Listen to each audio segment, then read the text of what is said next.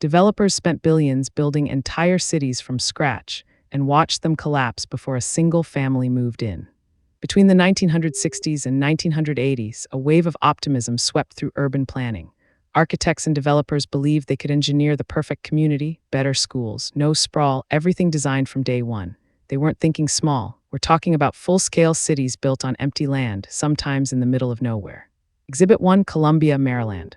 Launched in 1967 with a $350 million investment, that's about $3 billion in today's money. The vision was stunning, a middle ground between urban density and suburban space. But here's the problem. Building a city takes decades. Residents trickled in slowly. The developer was hemorrhaging money on infrastructure nobody was using yet. Exhibit 2, the economics of timing. A typical suburb grows organically. Families move in, demand rises, stores follow. In planned cities, developers had to guess. They'd build shopping centers before enough customers existed. Schools sat half empty, roads connected to nowhere. Every miscalculation meant sunk costs, money that couldn't be recovered. Exhibit 3, interest rates and debt. When developers borrowed to finance these megaprojects, they assumed steady population growth and rising property values. Then inflation hit in the 1970s. Interest rates soared. Suddenly, the cost of carrying debt while waiting for residents to arrive became unsustainable. Some projects never recovered.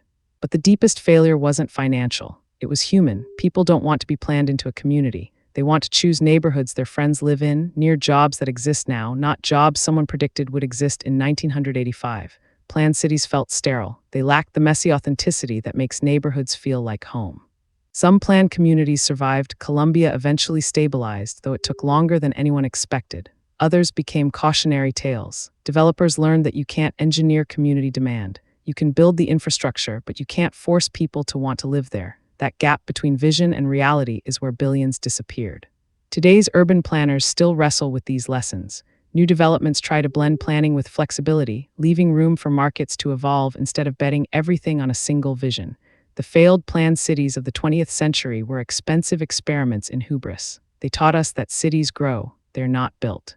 This video is for educational and informational purposes only and is not financial advice. Always do your own research. Subscribe for weekly breakdowns of the economics behind the places we live and why so many plans go wrong.